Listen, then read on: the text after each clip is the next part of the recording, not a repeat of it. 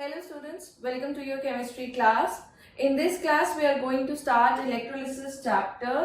तो electrolysis हमारे पास क्या होता है and for different types of solutions we are going to discuss the electrolysis process. तो electrolysis हमारे पास होता क्या है? Electrolysis का मतलब होता है it can be divided into the word electro and the word lysis. Electro का word होता है हमारे पास इलेक्ट्रॉन्स का flowing that is your flow of charge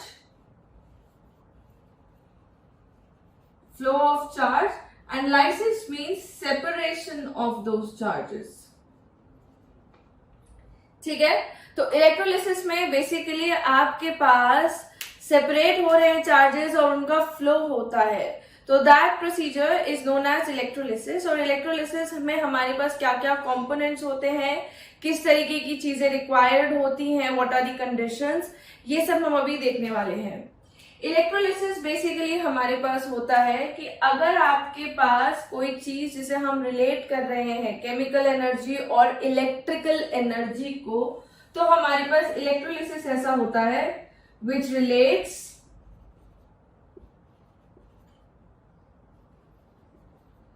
chemical energy and electrical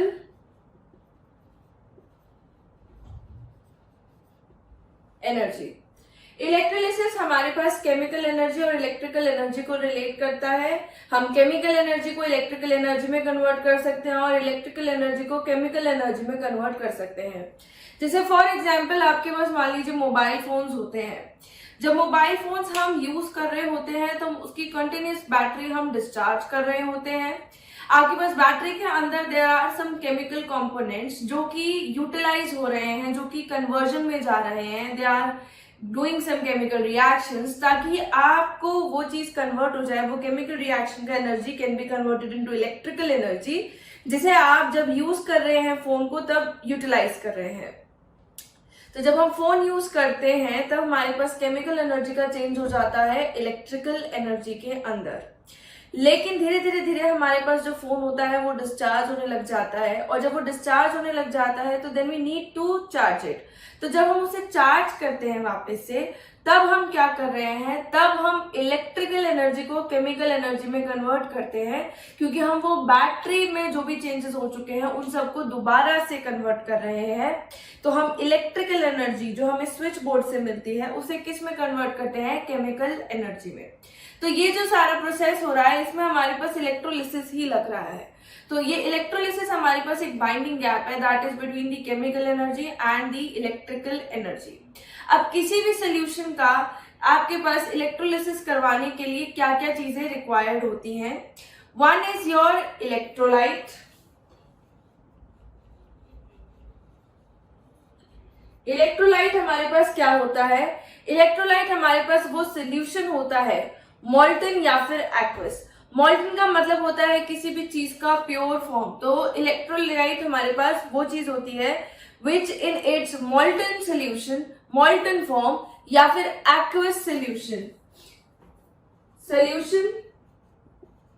in molten और aqueous form which can conduct electricity. Electrolyte हमारे पास वो सोल्यूशन होता है जो कि अपनी मोल्टन या फिर एक्वस फॉर्म में इलेक्ट्रिसिटी कंडक्ट कर पाए. जैसे फॉर एग्जांपल मान लीजिए हमारे पास सॉल्ट सोल्यूशन है, तो सॉल्ट सोल्यूशन हमारे पास एक्वस है सपोज.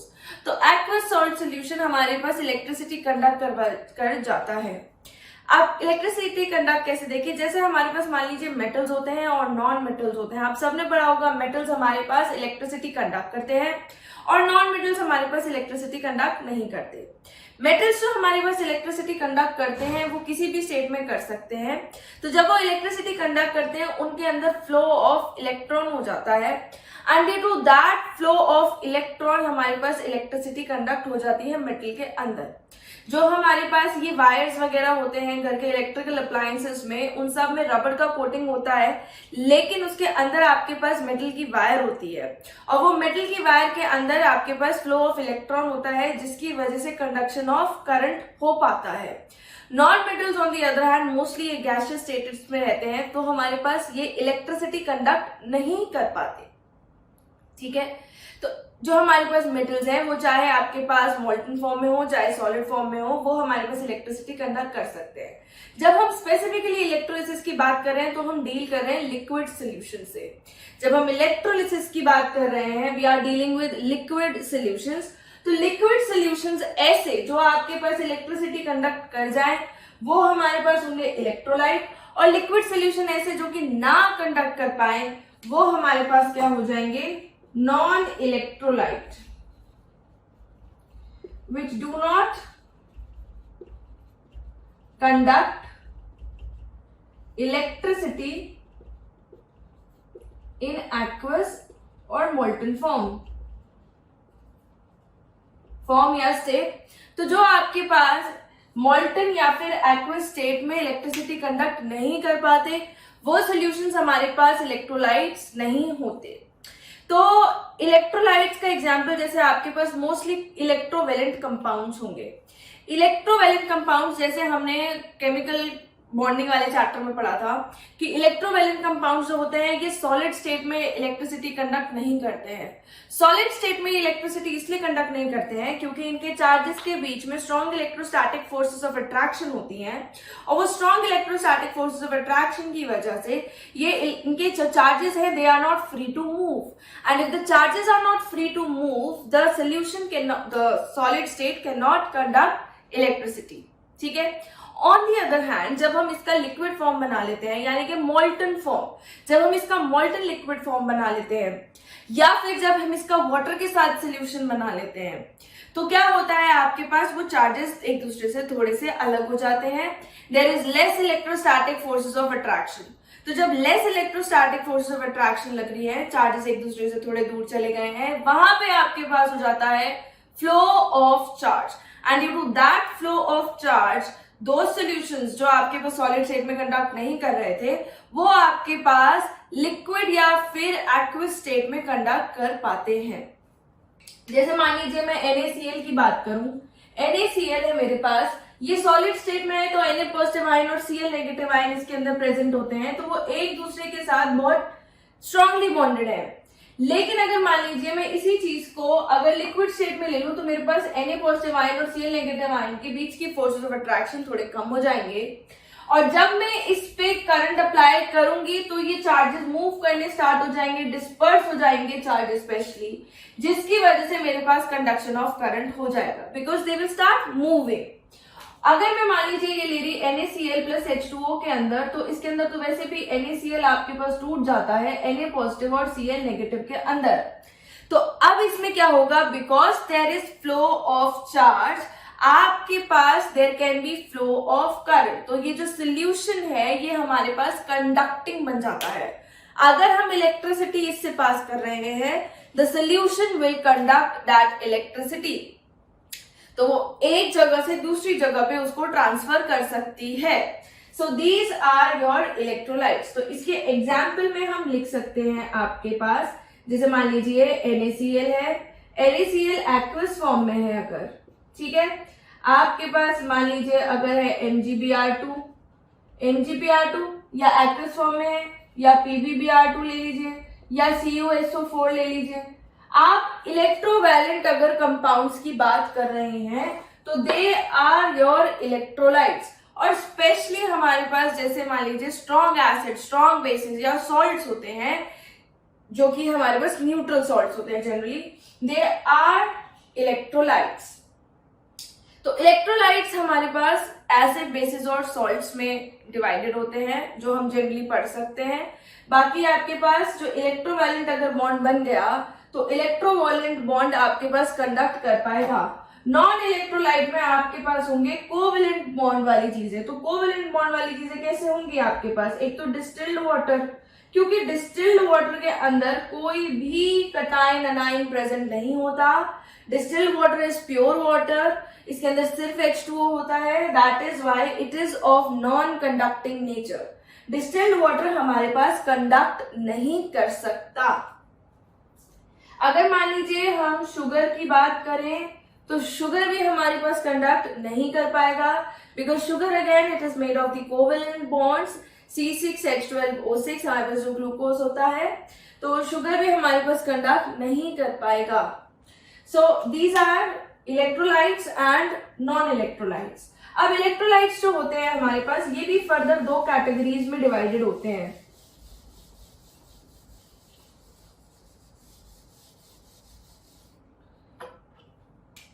इलेक्ट्रोलाइट्स आपके पास फर्दर दो कैटेगरीज में डिवाइडेड होते हैं। One is your strong electrolyte, जो कि हमारे पास कंप्लीटली डिसोसिएट हो जाए, और एक होते हैं हमारे पास वीक इलेक्ट्रोलाइट्स, जो कि थोड़े पार्शियली डिसोसिएट हो। तो इसमें हमारे पास कंप्लीट डिसोसिएशन होता है, और इसमें हमारे पास पार्शियल डिसोसिएशन होता है।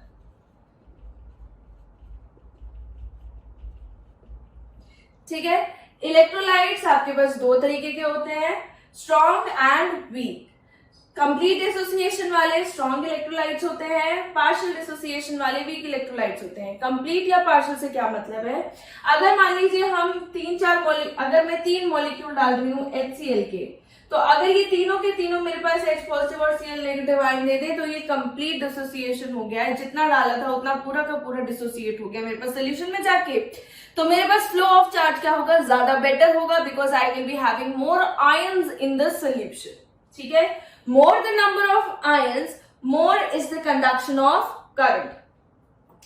और अगर मान लीजिए मैं ऐसे ले रही हूं कि मेरे पास कोई वीक इलेक्ट्रोलाइट है, सपोज H2CO3 ले रही हूं मैं, ये एक वीक एसिड है, ये पूरा पूरा डिसोसिएट नहीं होता। ये आपके पास सोल्यूशन में आप जितना लेंगे, मान लीजिए आप 1000 मॉलिक्यूल ले रहे हैं, तो उसका कुछ मॉलिक्यूल्स डिसोसिएट हो जाएंगे और कुछ मॉलिक्यूल्स हमारे पास अनडिसोसिएटेड फॉर्म में रहेंगे। तो अगर मैं 1000 मॉलिक्यूल ले, यदि अगर 1000 डिसोसिएट हुए होते तो ज्यादा अच्छा कंडक्शन आता, लेकिन क्योंकि सारे के सारे हमारे पास डिसोसिएट नहीं हो रहे हैं, तो ये हमारे पास क्या हुआ, पार्शियल डिसोसिएशन। और पार्शियल डिसोसिएशन की वजह से हमारे पास क्या होते हैं, वीक इलेक्ट्रोलाइट्स आ जाते हैं। तो इसमें एग्जाम्पल में आपके पास सारे strong acid, strong base and salt आएंगे। जैसे फॉर एग्जाम्पल आपके पास मान लीजिए स्ट्रॉन्ग एसिड है, जैसे HCl है आपके पास, HNO3 है हमारे पास, H2SO4 है। स्ट्रॉन्ग बेस जैसे NaOH है, आपके पास KOH है, बेरियम हाइड्रोक्साइड है। ठीक है, और सॉल्ट जैसे हमारे पास इन्हीं के सॉल्ट बना दीजिए, जैसे NaCl है, KNO3 है, BaSO4 ये हमारे पास PBT बना देता है, तो BaSO4 we are not doing. तो दीज आर सम सॉल्ट्स। और पार्शियल डिसोसिएशन में जैसे आपके पास फॉर एग्जांपल हो गए वीक वाले, जैसे मान लो H2CO3, this is a weak acid. ठीक है, जैसे आपके पास हुआ एसिटिक एसिड CH3COOH, और वीक एसिड जैसे मान लीजिए आपके पास फेरिक हाइड्रोक्साइड हो गया। ठीक है, आपके पास पार्शियल डिसोसिएशन में जैसे NH ammonium carbonate, NH4 CO3, this is ammonium carbonate. या फिर आपके पास लेड एसीटेट है, PbCH3CO। ठीक है, तो ये चीजें हमारे पास वीक इलेक्ट्रोलाइट्स में आएंगी और ये चीजें हमारे पास स्ट्रॉन्ग इलेक्ट्रोलाइट्स में आएंगी। तो इनका हम डिसोसिएशन देखने वाले हैं, किसमें, इलेक्ट्रोलिसिस में, इन्हीं टाइप के सॉल्यूशंस का। नाउ कमिंग टू इलेक्ट्रोलिसिस, हमारे पास होता क्या है, होता कैसे है। इलेक्ट्रोलिसिस हमारे पास दो टाइप के सेल में हो सकता है। एक होते हैं आपके पास इलेक्ट्रोलिटिक सेल्स, और एक होते हैं हमारे पास इलेक्ट्रोकेमिकल सेल। ठीक है, इलेक्ट्रोलिटिक सेल हमारे पास वो होते हैं जो कि इलेक्ट्रिकल एनर्जी को केमिकल एनर्जी में कन्वर्ट करते हैं। तो इलेक्ट्रोलिटिक सेल जो होते हैं वो इलेक्ट्रिकल एनर्जी को केमिकल एनर्जी में कन्वर्ट करते हैं, यानी कि इलेक्ट्रिसिटी यूज करके केमिकल रिएक्शन अगर करवाई जा रही है तो दो सेल्स आर इलेक्ट्रोलिटिक सेल्स। और इलेक्ट्रोकेमिकल सेल्स होते हैं हमारे पास जो केमिकल एनर्जी को यूज करते हुए इलेक्ट्रिकल एनर्जी में कन्वर्ट कर देते हैं, यानी कि केमिकल रिएक्शन हो रही है और उस रिएक्शन से हमको जितना भी एनर्जी मिल रहा है, ये सब चीजें हम किस में कन्वर्ट करते हैं, इलेक्ट्रिकल एनर्जी में। ठीक है, इलेक्ट्रोलाइटिक सेल के लिए हमको चाहिए रहता है DC source of energy, that is direct current हम यूज करते हैं। एक जनरल इलेक्ट्रोलाइटिक सेल, क्योंकि हम इलेक्ट्रोलाइटिक सेल पढ़ने वाले हैं तो हम इलेक्ट्रोलाइटिक सेल की ही बात करेंगे। इसमें आपके पास रहता है एक कंटेनर, एक वेसल, ठीक है, जिसमें आपके पास 2 इलेक्ट्रोड्स डिप्ड होते हैं। जो आपके पास बड़े वाला डंडा होता है फॉर द बैटरी, यानी कि जो बिग लाइन होती है, वो हमारे पास positive terminal of the battery होता है, और जो आपके पास स्मॉलर लाइन होती है that is the negative terminal of the battery.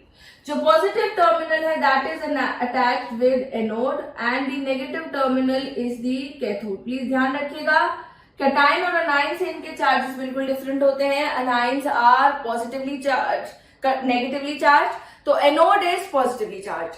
Cations are positively charge, तो कैथोड इज नेगेटिवली चार्ज। ये हमारे पास एक सिंपल सा जो है इलेक्ट्रोलाइटिक सेल है।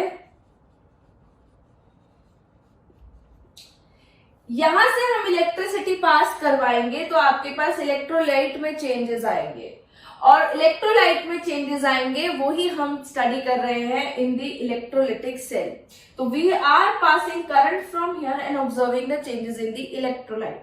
इलेक्ट्रोलाइट हमारे पास लिक्विड सोल्यूशन है विच कैन कंडक्ट इलेक्ट्रिसिटी। हमारे पास 2 तरीके के इलेक्ट्रोलाइट्स होते हैं, strong electrolytes and weak electrolytes. Now let's discuss these electrodes. Electrodes हमारे पास क्या चीज होती है? इलेक्ट्रोड्स हमारे पास वो चीजें होती हैं, they can either be metal rod और वायर और ग्रेफाइट रॉड्स। ये आपके पास या तो मेटल के बने हो सकते हैं, या मेटल के रॉड के बने हो सकते हैं, या वायर के बने हो सकते हैं, या फिर ये ग्रेफाइट रॉड्स के हो सकते हैं। ग्रेफाइट्स का थोड़ा सा लेस रिएक्टिव नेचर रहता है, that is why we can use graphite as well. तो graphite rods immersed in electrolyte, ये आपके पास इलेक्ट्रोलाइट में डिप्ड है, they are immersed in electrolyte so as to pass the current from and in or the electrolyte। यानी कि यहाँ पे आपके पास इलेक्ट्रोलाइट में जो करंट आ रहा है, इलेक्ट्रोलाइट से जो करंट जा रहा है, उसके लिए एक तरीके से पैसेज बने हुए हैं ये इलेक्ट्रोड्स। यहां से जो करंट आएगा, या अगर यहां से करंट जाता है, वो जो हमारे पास चीजें हेल्प कर रही हैं, एक तरीके से मीडियम बन रही हैं, वो हमारे पास होते हैं इलेक्ट्रोड्स। ठीक है, इसमें से एक होता है आपके पास anode, it is the positive terminal of the battery. ठीक है, it is the positive terminal. यहां पे आपके पास होता है oxidation of substances occur at anode. अगर आपको पता हो कि ऑक्सीडेशन क्या होता है, तो ऑक्सीडेशन हमारे पास एनोड के ऊपर होता है। नहीं पता तो अभी हम इसके बाद में we are going to discuss oxidation and reduction as well, कि वो हमारे पास क्या होते हैं। तो सब्सटेंस का ऑक्सीडेशन होता है एनोड पे। जो आपके पास अनायन है मूव्स टू एनोड। अब जैसे हमने इलेक्ट्रोलाइट में बात किया, इलेक्ट्रोलाइट में आपके पास क्या होंगे, आयंस होंगे, मॉलिक्यूल्स या आयंस होंगे, मॉलिक्यूल्स जो डिसोसिएट हो जाए आयंस के अंदर। तो आयंस अगर आपके पास बन रहे हैं तो एक क्या बनेगा, कटायन, और एक क्या बनेगा आपके पास, anion. Cations are positively charge, anions are negatively charge. तो जो नेगेटिवली चार्ज वाली चीजें हैं वो हमारे पास एनोड की तरफ जाती है, तो A goes to A, you can learn it like that, anion to anode. ठीक है, और अगर हम कैथोड की बात करें कि कैथोड हमारे पास क्या होता है,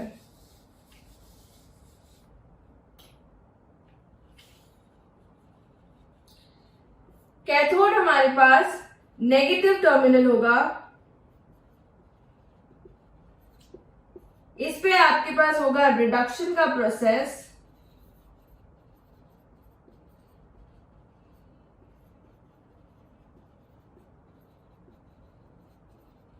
और जो आपके पास कटायन है मूव टू कैथोड, तो C टू C, ठीक है। कैथोड पे जाएंगे कटायंस, एनोड पे जाएंगे आपके पास अनायंस। कैथोड पे हमारे पास रिडक्शन होता है, एनोड पे हमारे पास ऑक्सीडेशन होता है।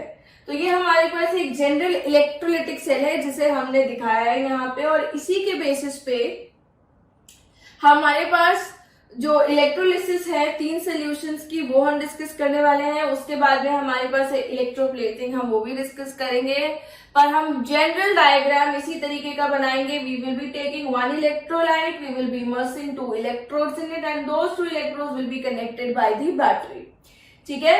इसके अंदर आपके पास इलेक्ट्रोलाइट है, it is the conducting solution, ये आपके पास इलेक्ट्रोड्स हो गए and this is the battery and this is the container, ठीक है। Now moving on to what is oxidation and what is reduction.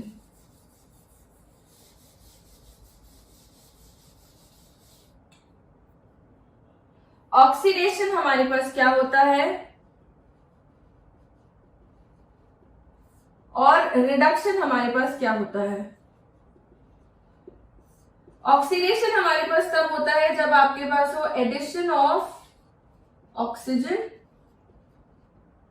Removal of hydrogen and removal of electron, यानी कि loss of electron. जब आपके पास किसी चीज में oxygen add हो तो वो क्या होगा आपके पास, ऑक्सीडाइज, ठीक है। जब किसी चीज से हाइड्रोजन रिमूव हो जाए तो वो क्या होगा हमारे पास, ऑक्सीडाइज। तो क्लोरीन यहां पे ऑक्सीडाइज हो गया बेटा, ठीक है। यहां पे रिमूवल ऑफ इलेक्ट्रॉन हो रहा है जब इलेक्ट्रॉन निकल जाए, जैसे मान लीजिए Na है, Na ने इलेक्ट्रॉन लूज कर दिया है plus electron, now Na is getting oxidise. तो ऑक्सीडेशन होता है हमारे पास addition of oxygen, it is removal of hydrogen and it is also removal of electron या फिर लॉस ऑफ इलेक्ट्रॉन। रिडक्शन इसी का बिल्कुल opposite, that is addition of hydrogen. यही वाली रिएक्शन अगर हम वापस से लिख दे, it is removal of oxygen. जैसे मान लीजिए हमारे पास है CO2 और ये कार्बन और ऑक्सीजन बन जाए, ऑल्दो नॉट इजीली, ऐसे कर देते हैं इसे,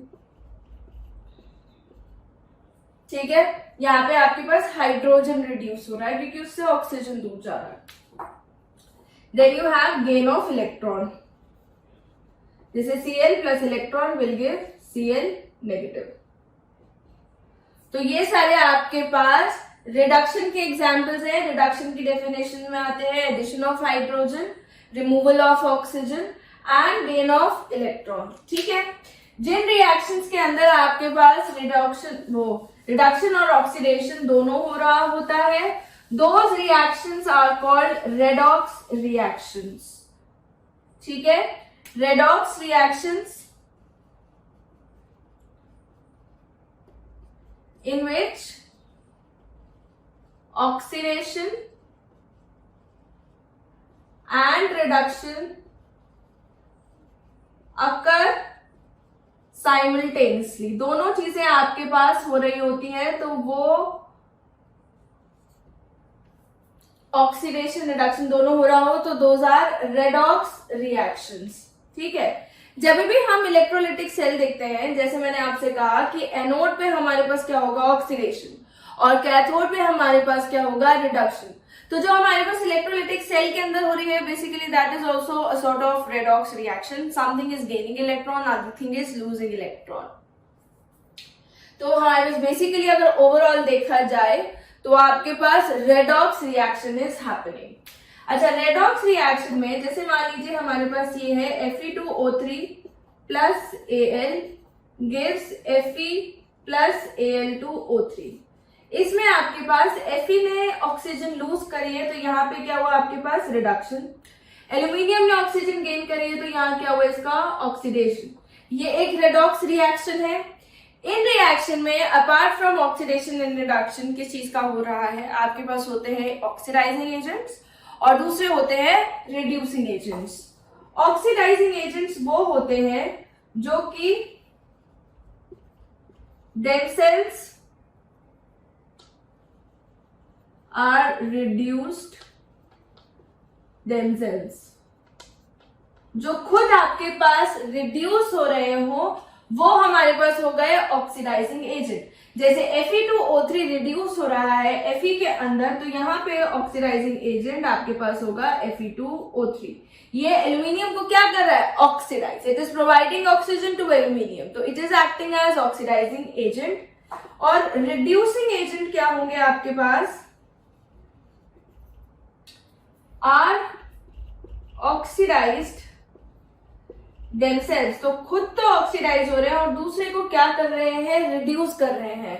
that is why they are known as reducing agent. Reducing agent इसमें क्या हुआ हमारे पास aluminium, because aluminium itself is getting oxidised and it is reducing iron from Fe2O3। Generally जो ऑक्सीडाइजिंग एजेंट्स होते हैं वो हमारे पास नॉन मेटल्स होते हैं, अगर आप सिंपली देखें, क्योंकि नॉन मेटल्स क्या करते हैं इलेक्ट्रॉन गेन करते हैं तो खुद तो रिड्यूस हो रहे हैं दूसरे को क्या कर रहे हैं oxidize, so they will be acting as oxidizing agents. On the other hand reducing agents हमारे पास क्या होते हैं मेटल्स, जनरली मेटल्स। ये जनरली मेटल्स हमारे पास कैसे होंगे, क्योंकि मेटल्स आपके पास इलेक्ट्रॉन लूज करते हैं तो खुद तो ऑक्सीडाइज हो रहे हैं, इलेक्ट्रॉन लूज कर रहे हैं तो किसी को इलेक्ट्रॉन दे रहे होंगे और जब वो किसी और को इलेक्ट्रॉन दे देते हैं तो वो दूसरे को क्या कर देते हैं रिड्यूस, तो they are themselves getting oxidized by losing electrons and reducing the other thing by giving them electrons। ठीक है, तो ऑक्सीडाइजिंग एजेंट के एग्जाम्पल आप और भी बहुत सारे लिख सकते हैं, जैसे आपके पास है KMnO4, K2Cr2O7, you have MnO2, you have PbO2, these are oxidizing agents। reducing agents की बात करें तो आप वो मेटल्स के नाम ले सकते हैं, दे आर रिड्यूसिंग एजेंट्स, ये रिड्यूस कर देते हैं चीजों को। और यू कैन लाइक राइट आपके पास है H2O2, this will also act as a reducing agent। Well, it can act as both oxidizing agent or reducing agent, let's just write it in reducing agents। ठीक है, तो these are your redox reactions जिसके अंदर oxidation reduction दोनों होते हैं, आपके पास reducing agents होते हैं and you have oxidizing agent. Here we have completed one section that is only the discussion of main terms regarding the electrolysis chapter। इसके अलावा का chapter we will be doing in next class, उसमें हम actually में करेंगे electrolysis के कुछ examples and we will be doing electroplating के some examples. So this is the definition और introduction part of this chapter. इसका आपके पास एप्लीकेशन बेस्ड वाला chapter we will be doing in the second half of this chapter. Okay, the next lecture. Thank you.